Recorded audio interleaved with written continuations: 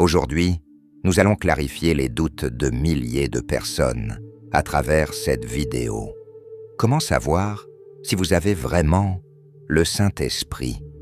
Eh bien, je veux vous donner 7 signes bibliques qui démontreront une fois pour toutes si vous avez le Saint-Esprit. Alors, si vous avez déjà douté ou vous êtes interrogé sur la présence du Saint-Esprit dans votre vie, ou si vous connaissez quelqu'un qui se demande s'il a le Saint-Esprit, ce message est pour vous. Ces vérités solidifieront cette révélation dans votre cœur une fois pour toutes. Mais avant d'aborder le sujet d'aujourd'hui, je vous demande de vous abonner à la chaîne, de laisser votre like et votre commentaire. Passons à la vidéo. Le premier signe de la présence du Saint-Esprit dans votre vie est celui-ci: la confiance dans le salut. Romains 8 dit « Car son esprit s'unit au nôtre pour affirmer que nous sommes enfants de Dieu ». De nombreux croyants doutent ou se demandent s'ils ont ou non la présence du Saint-Esprit dans leur vie. Ils posent des questions telles que « Ai-je vraiment reçu le baptême du Saint-Esprit » ou « Le Saint-Esprit m'a-t-il quitté à cause d'une erreur que j'ai commise ?» La merveilleuse vérité que nous donne l'Écriture est la suivante. Lorsque le Saint-Esprit s'installe dans l'individu, c'est-à-dire la personne qui a reçu Christ comme Seigneur, alors le Saint-Esprit commence à œuvrer pour affirmer la vérité, c'est-à-dire que vous appartenez à Dieu dans votre cœur. Ainsi, le Saint-Esprit est celui qui nous convainc que nous sommes enfants de Dieu. Le Saint-Esprit est cette voix, cette certitude, ce sceau de promesses sur nous, qui nous dit que nous appartenons en fait à Dieu. Ainsi, la confiance en votre salut est la preuve et le signe que le Saint-Esprit habite en vous. Maintenant, je comprends que cela puisse rendre certains croyants un peu nerveux, car en entendant cela, ceux d'entre vous qui se demandent « Ai-je la présence du Saint-Esprit ?» vous pourriez dire « Eh bien, je me demande si j'ai la présence du Saint-Esprit, et donc je n'ai probablement pas sa présence. » Mais en réalité, ce n'est pas si simple. Voyez-vous, pendant que le Saint-Esprit nous parle constamment et nous affirme que nous sommes vraiment enfants de Dieu, l'ennemi nous parle aussi, l'ennemi sème aussi le doute. Donc cette mesure du « Eh bien, j'ai des doutes et donc je n'appartiens pas à Dieu » n'est pas du tout une bonne mesure. Parce qu'il y a une guerre, il y a une bataille. Maintenant, pour comprendre cette bataille, nous devons regarder ce que la Bible nous dit sur le Saint-Esprit et notre identité en tant qu'enfants de Dieu. Dans Romains, chapitre 8, verset 16, il est écrit que l'Esprit lui-même témoigne à notre esprit que nous sommes enfants de Dieu. Cela signifie que, même face aux doutes et aux incertitudes, nous avons une confirmation interne de notre filiation divine. Le Saint-Esprit qui vit en nous nous assure que nous appartenons à Dieu. Il est important de se rappeler que la présence du Saint-Esprit dans nos vies s'accompagne également de fruits. Galates, chapitre 5, versets 22 et 23, décrivent le fruit de l'Esprit comme l'amour, la joie, la paix, la patience, la bonté, la fidélité, la douceur, la maîtrise de soi. Ce sont des signes tangibles de la présence de l'Esprit dans nos vies. Par conséquent, au lieu de nous concentrer sur les doutes que l'ennemi sème dans nos cœurs, nous devrions observer nos vies et vérifier si ces qualités sont présentes et grandissent. Cela ne veut pas dire que nous serons parfaits ou que nous n'aurons pas de jours difficiles, mais plutôt que, sur le chemin avec Dieu, ces qualités deviendront de plus en plus évidentes. Il est essentiel de comprendre que l'ennemi utilise le doute comme un outil pour nous éloigner de la vérité divine.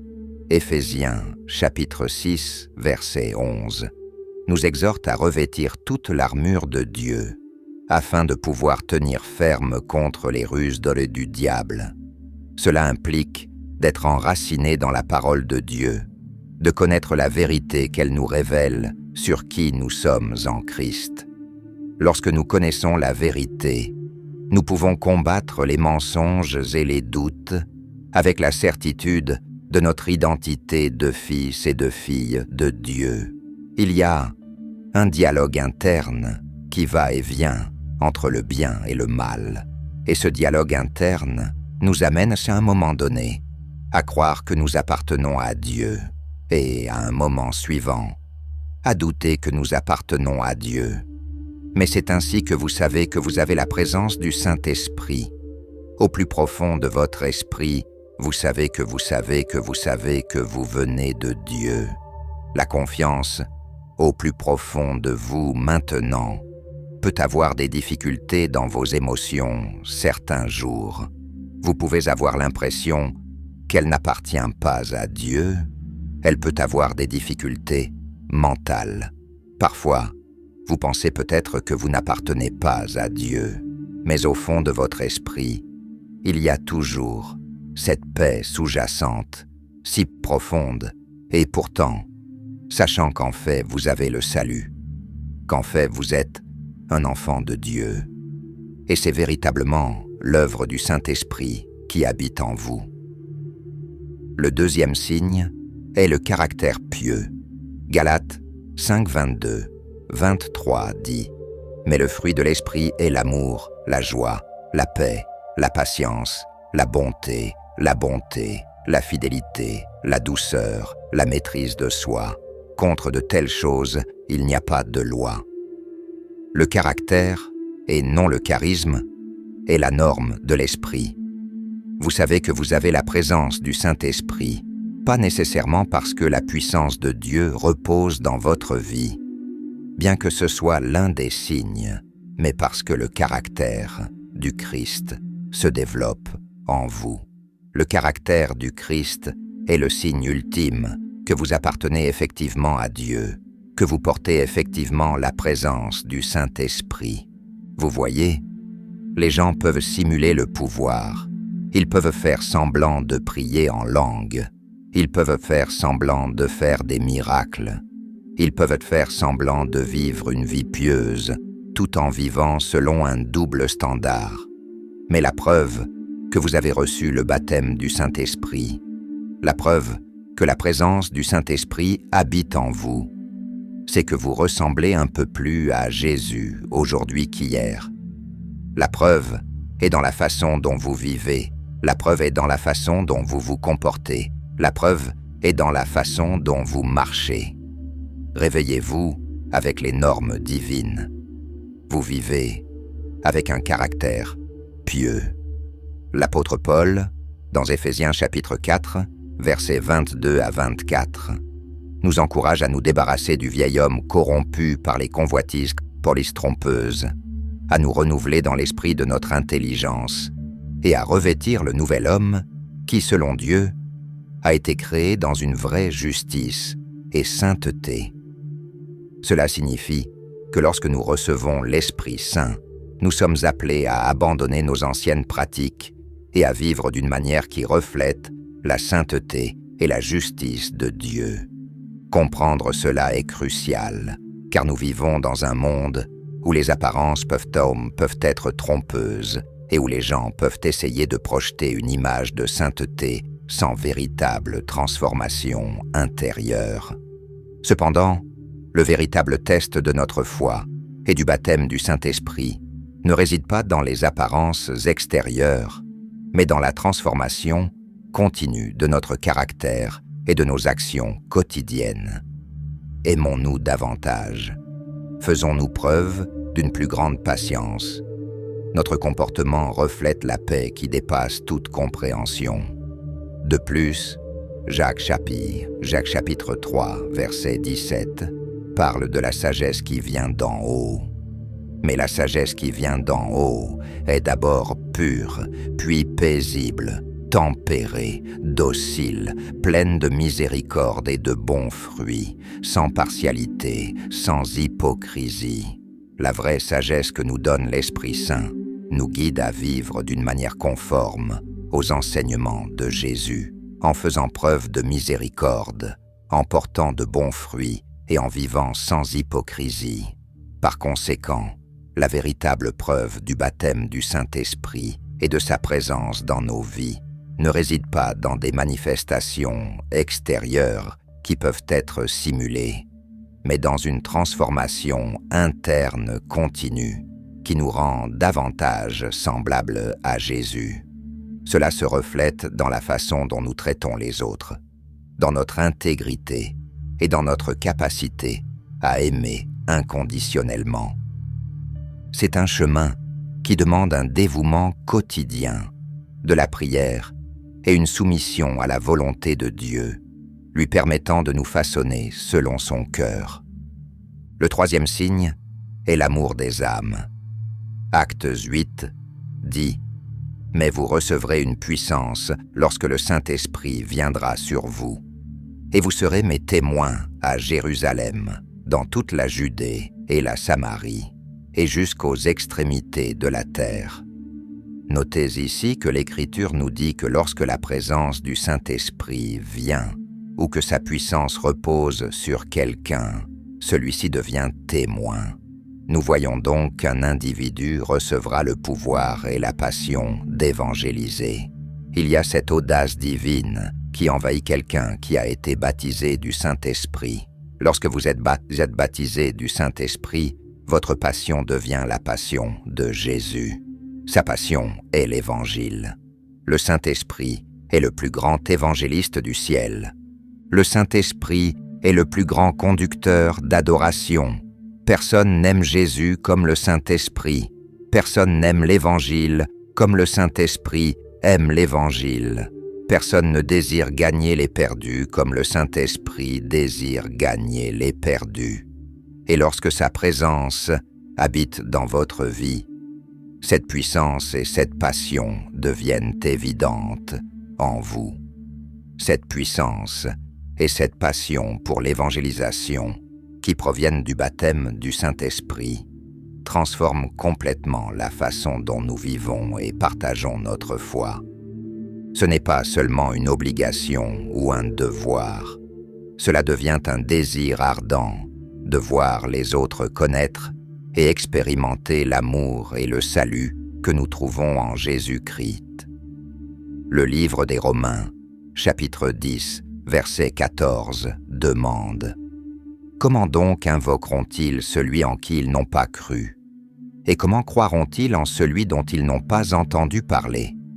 Et comment entendront-ils s'il n'y a personne qui prêche ?»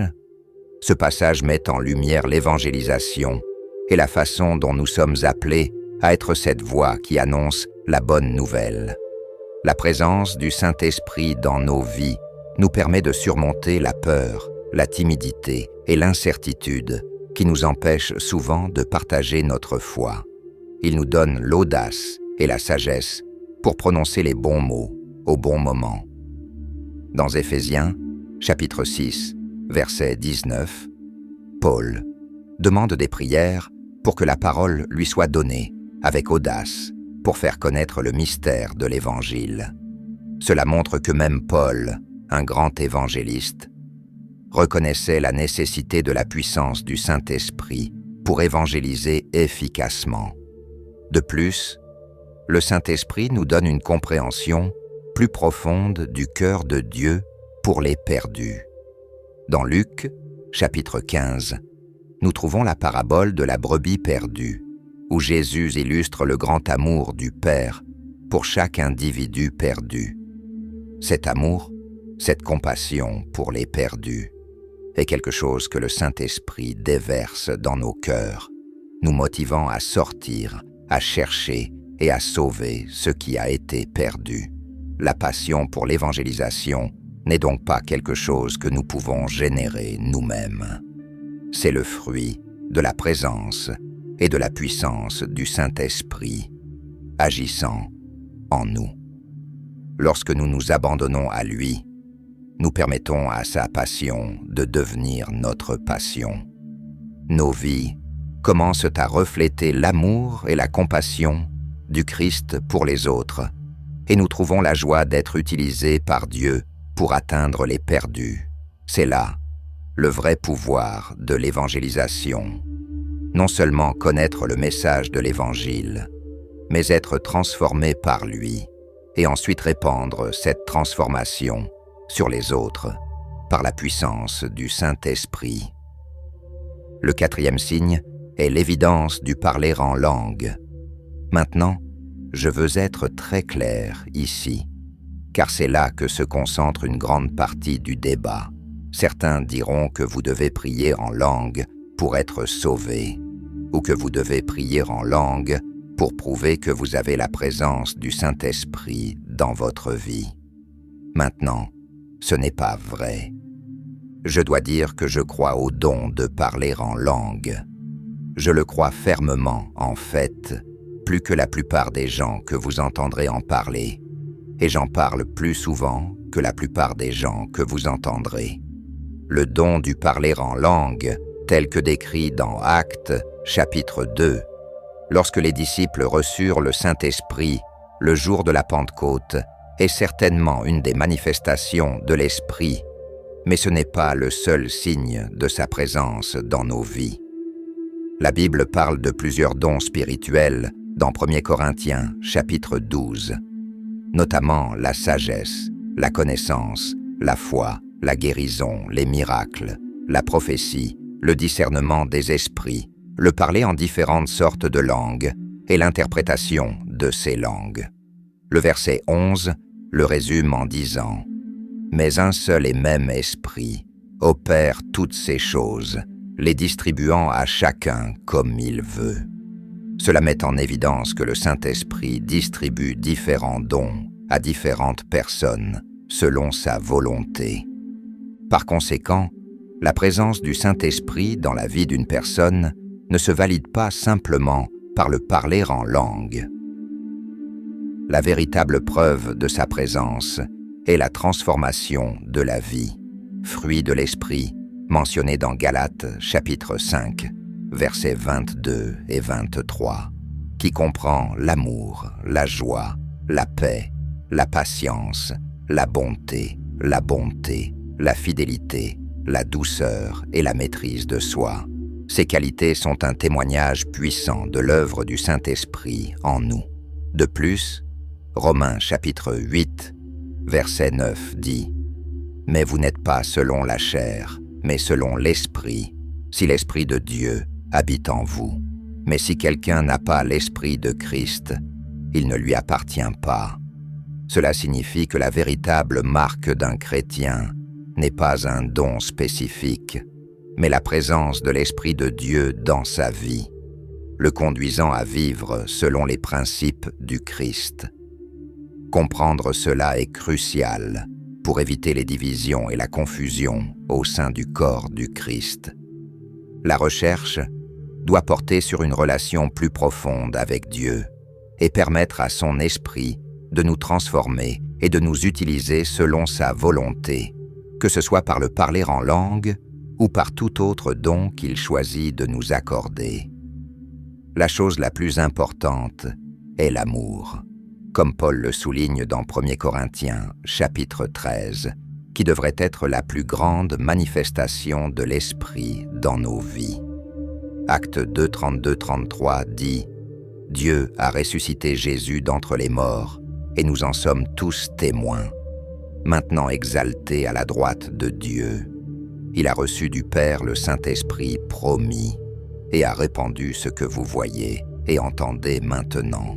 Ce que les gens voyaient, c'était l'Église recevant le Saint-Esprit, le feu de Dieu venant sur l'Église, et ce qu'ils entendaient, c'étaient des croyants priant en langue, dans leur propre langue.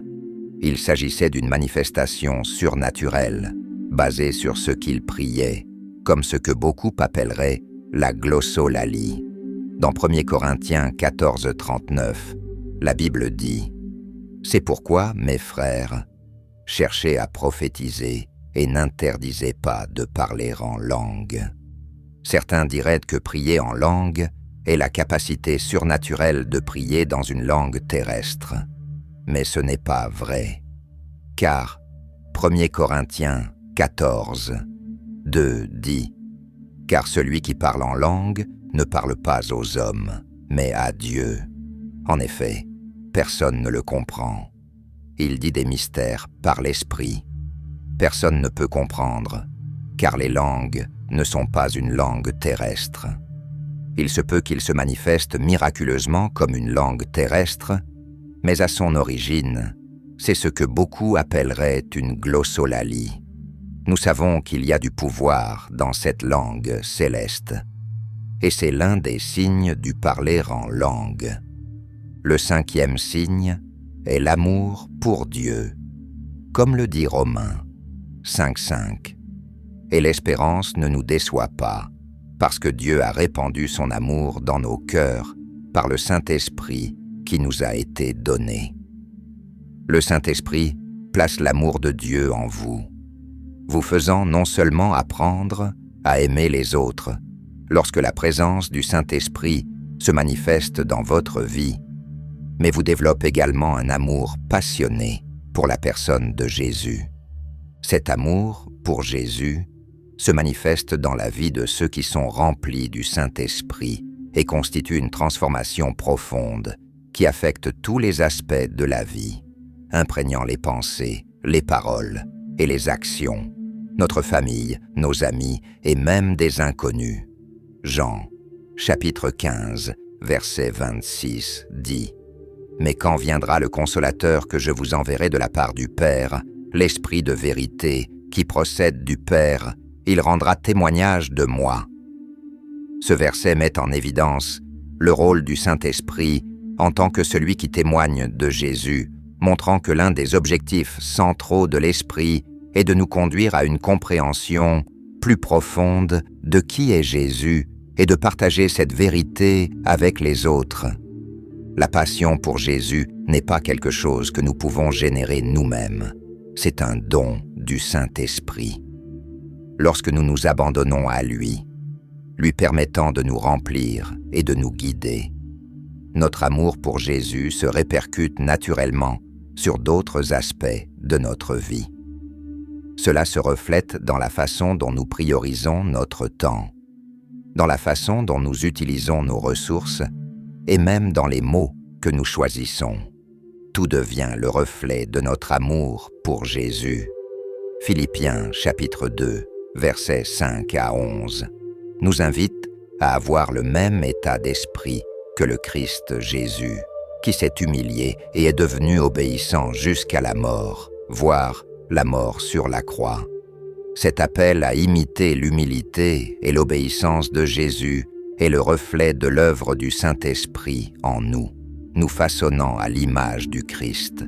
Ainsi, lorsque nous sommes remplis du Saint-Esprit, notre désir de parler de Jésus ne vient pas d'un devoir religieux, mais d'une source d'amour et de gratitude qui jaillit de l'intérieur. Nous devenons des témoins vivants de sa grâce, de son amour et de sa miséricorde, désireux de faire connaître aux autres la joie et la paix qui proviennent d'une relation personnelle avec Jésus. Le 6e signe est d'être guidé par la vérité. 1 Jean 2,27 dit « Quant à vous, l'onction que vous avez reçue de lui demeure en vous, et vous n'avez besoin de personne pour vous enseigner. Mais puisque son onction est vraie et n'est pas fausse, demeurez en lui comme elle vous a enseigné. » Lorsque le Saint-Esprit vient habiter en vous, lorsque la présence du Saint-Esprit prend possession de votre vie, la vérité déborde de votre être. La vérité est reçue à l'intérieur. La vérité devient votre part. Vous recevez une révélation de Dieu. Vous commencez à comprendre les choses plus profondes des Écritures. Vous commencez à comprendre la vérité de la présence de Dieu. Vous comprenez la vérité de la sainteté. Vous comprenez la vérité de la parole, la vérité de la croix et du sang. Et ces vérités deviennent les vôtres. ces trésors que Dieu a cachés uniquement pour ceux qu'il aime, uniquement pour ceux en qui il peut avoir confiance, uniquement pour ceux qui portent son esprit. Ces trésors deviennent les vôtres. La connaissance de la vérité qui vient par le Saint-Esprit n'est pas simplement académique ou théorique, c'est une connaissance expérientielle qui transforme la vie. La présence du Saint-Esprit dans nos vies éclaire notre compréhension, nous permettant de saisir les réalités spirituelles d'une manière qui transcende la simple connaissance intellectuelle. Cette connaissance nous relie de manière plus intime et personnelle à Dieu, révélant non seulement qui il est, mais aussi qui nous sommes en Christ. Jean, chapitre 16, verset 13, dit « Mais quand l'Esprit de vérité viendra, il vous guidera dans toute la vérité, car il ne parlera pas de sa propre autorité, mais il dira tout ce qu'il entendra, et il vous annoncera les choses à venir. » Ce verset souligne que la fonction du Saint-Esprit est de nous guider vers la vérité complète, non seulement en nous fournissant des informations, mais en révélant le cœur et les desseins de Dieu pour nous et pour le monde. À mesure que nous demeurons en Christ et laissons son onction nous instruire, notre relation avec Dieu s'approfondit.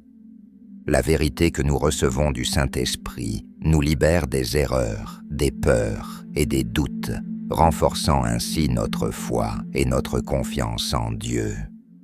La connaissance de la vérité est fondamentale pour une vie de sainteté et d'obéissance, car c'est la vérité qui nous libère. Jean, chapitre 8, verset 32. La révélation donnée par le Saint-Esprit n'est pas réservée à un groupe restreint d'experts religieux. Elle est accessible à tous ceux qui recherchent Dieu sincèrement, avec un cœur ouvert et humble. Cette connaissance spirituelle nous permet de discerner entre le bien et le mal, la vérité et le mensonge, nous permettant ainsi de vivre d'une manière qui honore Dieu. De plus, connaître la vérité nous permet de servir les autres efficacement, nous permet de partager clairement l'Évangile et d'offrir des conseils et des encouragements basés sur la parole de Dieu. Nos vies deviennent un témoignage de la puissance transformatrice de l'Évangile, reflétant la lumière du Christ dans un monde qui a désespérément besoin de la vérité. Bref, la connaissance de la vérité que révèle le Saint-Esprit est essentielle pour une vie chrétienne authentique et féconde. Non seulement cela nous connecte plus profondément à Dieu, mais cela nous donne également le pouvoir de vivre d'une manière qui reflète sa vérité, son amour et sa sainteté envers le monde. Cette connaissance de la vérité est un trésor inestimable, accessible à tous ceux qui recherchent sincèrement Dieu et désirent rester en sa présence. Le 7e signe est la sainteté. La première épître de Pierre chapitre 1 dit « Élu selon la prescience de Dieu le Père, dans la sanctification de l'Esprit, pour l'obéissance et l'aspersion du sang de Jésus-Christ. La grâce et la paix vous soient multipliées. L'Esprit vous a rendu saint. Eh bien, il s'appelle l'Esprit. J'aime l'appeler l'Esprit de sainteté. En d'autres termes, lorsque vous avez été baptisé du Saint-Esprit, le péché commence à perdre de son attrait. Le péché commence à paraître dégoûtant, sale. Vous commencez à détester ce que Dieu déteste. C'est une marque de ceux qui sont remplis du Saint-Esprit, qui marchent dans la sainteté, résistent au péché et à la tentation, et ne mettent pas les mauvaises choses sous leurs yeux. Ils ne disent pas « n'its pas de mauvaises choses ». Ils ne veulent même pas entendre de mauvaises choses. Ils vivent sanctifiés. Ils vivent séparés. Ils vivent sous la protection de la présence de Dieu. Et c'est un signe, un véritable signe, que vous avez le Saint-Esprit. La sainteté est sans aucun doute l'un des fruits les plus distinctifs de la présence du Saint-Esprit dans la vie d'un croyant. C'est le résultat naturel d'une vie abandonnée au Seigneur. Le Saint-Esprit opère de l'intérieur vers l'extérieur, transformant les pensées, les attitudes et les actions. La sainteté n'est pas seulement un concept théologique. C'est une réalité pratique qui se manifeste dans la vie quotidienne de ceux qui vivent véritablement sous l'influence de l'Esprit de Dieu. Dans Galates, chapitre 5, versets 22 et 23, l'apôtre Paul énumère le fruit de l'Esprit. Mais le fruit de l'Esprit est l'amour, la joie, la paix, la patience, la bonté, la foi, la douceur, la maîtrise de soi. Contre de telles choses, il n'y a pas de loi. La sainteté est tissée à travers ces qualités, car lorsque nous vivons selon elles, nous nous éloignons naturellement du péché et nous rapprochons de la nature de Dieu. Vivre dans la sainteté n'est pas une imposition extérieure, mais une transformation intérieure qui nous amène à désirer ce qui est pur et à rejeter ce qui est impur.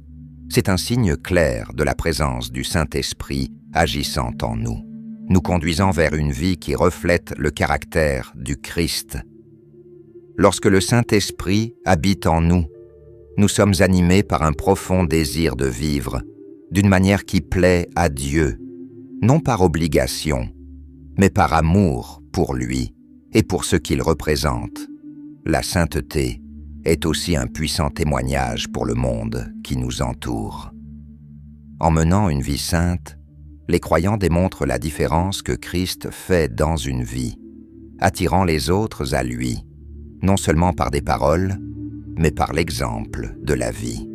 La sainteté ne consiste donc pas à s'isoler, mais à être lumière au milieu des ténèbres, celle sur la terre, faire une différence d'une manière authentique et aimante. Il est important de souligner que le chemin vers la sainteté est continu et nécessite une dépendance constante à l'égard du Saint-Esprit. Il ne s'agit pas d'atteindre la perfection par nos propres efforts, mais de permettre au Saint-Esprit de nous façonner et de nous affiner chaque jour. Comme Paul l'écrit dans Philippiens, chapitre 2, verset 12.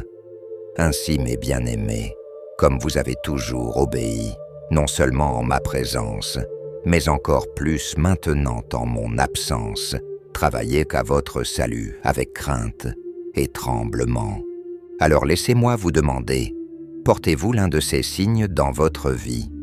Peut-être qu'il vous en manque, peut-être que vous travaillez sur quelque chose, que vous en développez peut-être, et ce n'est pas grave.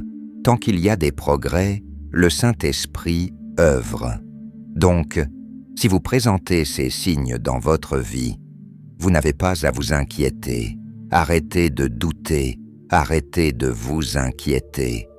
Si vous n'avez aucun de ces signes dans votre vie, il est temps pour vous de rencontrer Jésus, et je crois qu'il est temps pour vous d'être vraiment rempli du Saint-Esprit, car quiconque rencontre Jésus reçoit son esprit. C'est aussi simple que cela. Lors du salut, vous recevez le Saint-Esprit. Alors, si vous n'êtes pas sûr d'être sauvé, peut-être que vous doutez de votre salut, je veux prier avec vous maintenant. Mais vous devez comprendre que vous n'êtes pas sauvé par une prière. Vous êtes sauvé par une personne. La prière n'a jamais sauvé l'âme, seul Jésus le fait. Ainsi, pendant que vous répétez après moi maintenant, vous n'êtes pas sauvé par cette prière. Ce n'est pas un rite, et vous n'avez pas fini simplement parce que vous faites cette prière. Ce n'est que le point de départ. Tout ce que je fais, c'est vous guider pour vous abandonner à Jésus. Mais vous devez vraiment vous abandonner à lui. Et lorsque vous le ferez, il vous remplira de son Saint-Esprit. Peut-être êtes-vous un croyant et avez des doutes. Peut-être êtes-vous quelqu'un qui n'a jamais reçu Christ, ou peut-être êtes-vous quelqu'un qui, à un moment donné, n'a jamais vu ce fruit se manifester en vous. Tout d'abord, finissons-en, réglons tout de suite, allons à Jésus, allons vers lui ensemble. Je vais lui parler maintenant, et je veux que tu me parles, et il t'écoutera. Il vous regarde en ce moment, il vous écoute en ce moment, il vous voit, il vous entend, il vous aime, il vous appelle. Vous ne voyez pas cela par hasard. Prions et répétons après moi et disons cela avec le cœur. Dis, cher Seigneur Jésus, je viens à toi en tant que pécheur et je te demande, pardonne-moi de mes péchés, lave-moi dans ton sang, rends-moi nouveau. Je ne comprends pas tout, mais je me tourne vers toi maintenant. J'ai besoin de ton aide. Jésus, pardonne-moi, sauve-moi et sois mon Seigneur. J'abandonne tout maintenant, je te suivrai. En ton nom je prie. Amen. Eh bien, c'est tout pour la leçon et la prière. Et si vous avez prié ainsi, je suis si heureux et je suis si heureux que nous ayons pu vivre cela ensemble. Vous avez simplement donné votre cœur à Jésus. Et si vous priez vraiment sincèrement, cela du fond de votre cœur, et vous vous êtes vraiment rapproché de Dieu. Et cela lui est vraiment venu sincèrement. Je crois qu'il vous a entendu. Travaillez maintenant à votre salut avec lui. Il a fait tout ce qu'il fallait pour vous sauver. Approchez-vous-en et dirigez-vous vers lui. Que Dieu vous bénisse puissamment et bénisse votre famille. Voilà, je vous demande de vous abonner à la chaîne, d'aimer et de laisser votre commentaire.